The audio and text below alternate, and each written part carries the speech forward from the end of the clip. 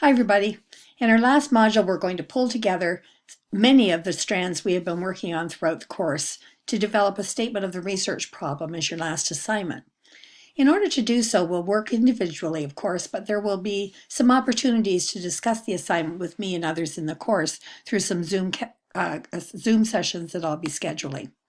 So on March the 27th, which is the last week of March and spring break for many of you, I'll be holding a Zoom session to talk generally about the assignment, talk about its connection to your upcoming summer course in which you'll develop your research plan and begin your research based on your research question, and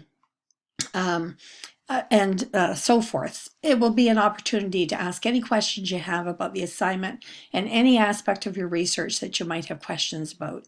I'll be recording this session so that those unable to attend can watch and learn from our discussion, because I know you're during spring break here, and many of you will be on spring break at that time.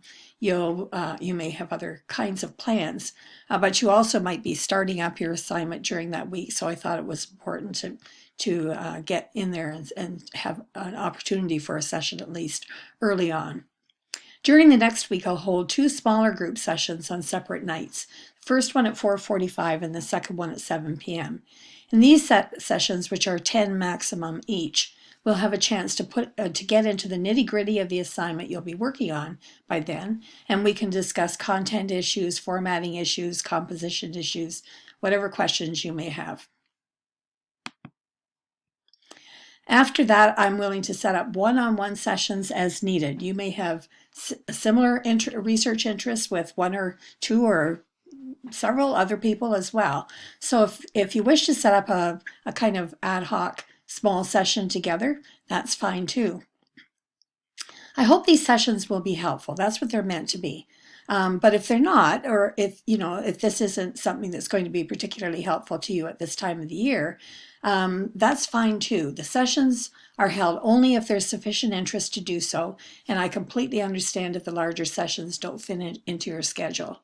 We can always do a one-on-one if that's what you need more. So we'll play it by ear. I'm just putting these out there as opportunities, and if it works, that would be great. And if it doesn't work, we can come up with other kinds of ways of doing this. In order to do this assignment, we're using the template provided in Creswell and Guterman in Chapter 2, which you've already read much earlier. I think it was in Module 2, actually. You read Chapter 2. But it would be really helpful for you to review that chapter again, as its meaning will have much more immediate value to you now. And the suggestions and ideas that they provide in the chapter are invaluable to doing this assignment with excellence. And in particular, in Chapter 2, there's a template where they actually give an example of a statement of research problem that a student has put together, and you'll have an opportunity to have a look at that and the discussion around that. So there are 5 steps in the process. The first is establishing your topic, which I know you've already done in another assignment, but it may have changed slightly or whatever. So you just will need to make a brief statement around that. The research problem, that is the research problem based on your general area of interest. Then you'll go on to a justification of the importance of the problem as found in past research, that is the literature that exists, and in practice. So in practice, why is this important to do this research? Then you'll identify the deficiencies in the existing knowledge, and you'll be able to then insert your work as occupying or taking up some of that space and making the existing knowledge more helpful around a particular issue. And then the audience that will benefit from the problem that you are exploring. So those are the 5 steps. And they outline them in great detail in Chapter 2, and so I'm not going to take time to do that here, except to encourage you to again go back to that chapter and review it. It'll be extremely helpful to you. As I've read your forum entries and talked to many of you on Zoom or by phone, I recognize that overwhelming feeling that all of us that are researchers get when we consider how to narrow our focus from a vast general area of interest to a doable research problem. These pictures say it so well. Our topic is comprised of so many possibilities that it can feel overwhelming. You look at it all and it just seems, where do I go? Like, what exactly am I going to be looking at? Slowly, however, our focus moves from that wall of possibilities to a more specific area of focus, and that's what this assignment is designed to do, to put into words the process you have been engaged in now for many weeks. As Creswell and Guterman suggest, coming to your research problem and finally your research question, which you'll do when you get to your summer course, is a process, an essential and important process that is comprised of several steps. But the movement is from the general to the specific. Now, the movement may, go back and forth a bit, but nevertheless, this is the general trajectory. First, getting from a general area of research of interest to a doable research question is a process that moves from the general to the specific, as I said. In my own case, for my doctoral work, I began with the general area of interest in gender equity policy and education. The research problem was the phenomenon of resistance to the implementation of gender equity policy.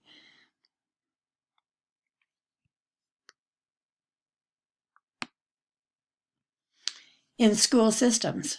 My purpose then was to study how resistance was manifest in 3 specific school systems. And the specific question I explored was, what are the forms of resistance encountered by gender equity officers in implementing gender equity policy in educational organizations?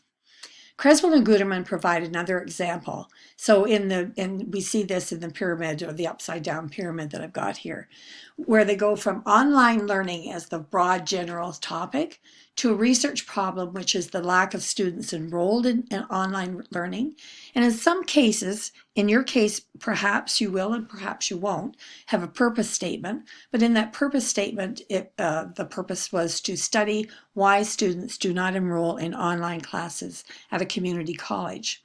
And the research question then becomes, does the use of the internet deter students from enrolling in online classes?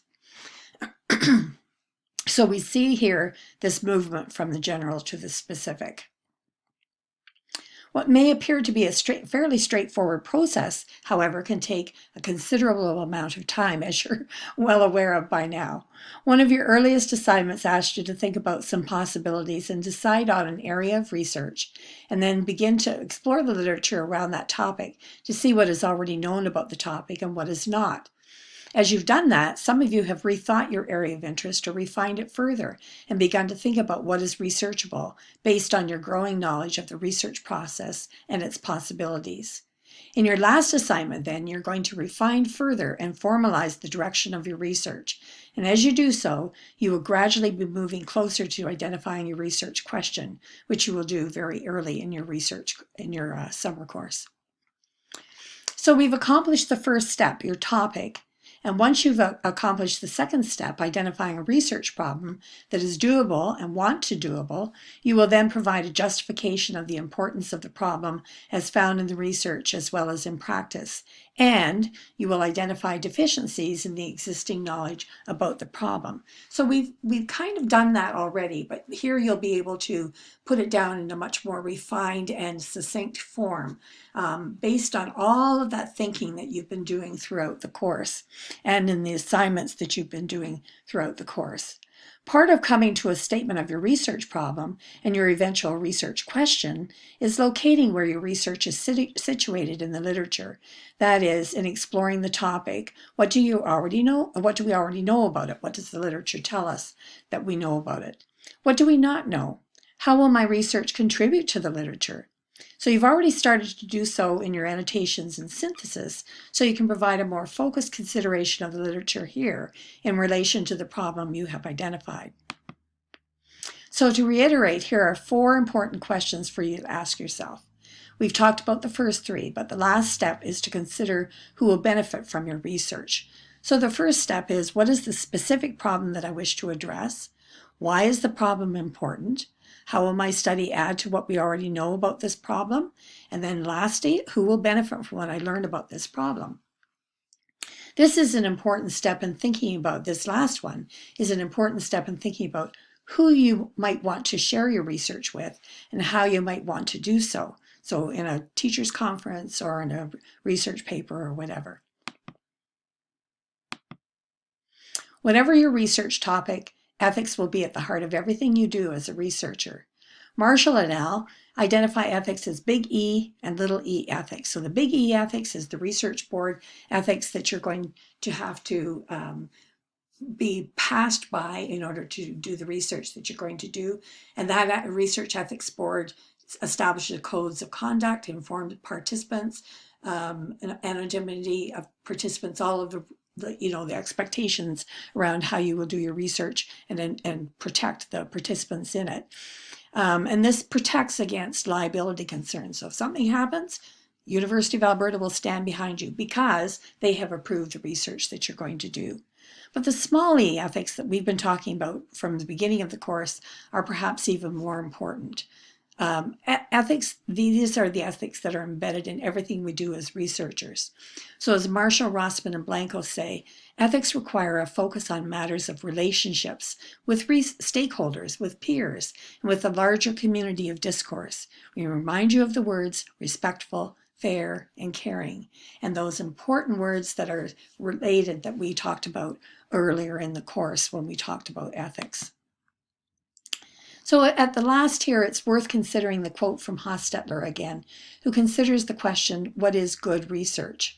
Up until now, our readings, for example, Creswell and Guterman, have suggested that good research is research that's methodologically supportable, and that's important. We want our research to be credible, both with our peers who make judgments about whether it's credible, and for those who are reading our research and see it as credible because of how we have done it and that we've followed proper procedure and so on. That is something that we could recommend as being done correctly or corresponds to best research practice. But Hostetler asks a much more philosophical question. What is good research? He asks this question from the perspective of an education philosopher whose research specialization is the study of ethics. And he says, as education researchers, we have a particular obligation and opportunity to take a leading role in seeing that the research is truly good research. As we do our work, we need to think beyond questions of how we will study students or analyze school policies. We need to think about how we can make life better for people. We need to think beyond our taken for granted ideas of well-being and what is good and make those ideas the objects of serious communal inquiry. Serving people's well-being is a great challenge, but it is also a great calling. And as you establish your research problem, you're going to be answering to this question. Is your research good research? And that's something to kind of keep in the back of your mind at all times.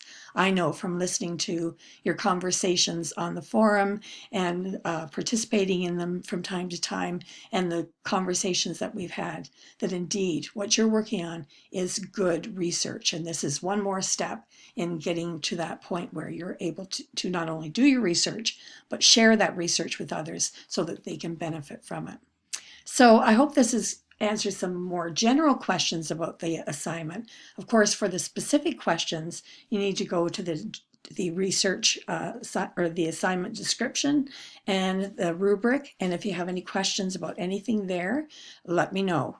And if you have any formatting questions, that sort of thing, let me know. I'll probably send out an email about the assignment closer to the time about some of those nitty-gritty things. So I hope this has been helpful. Take care. And if you have any questions, as always, let me know.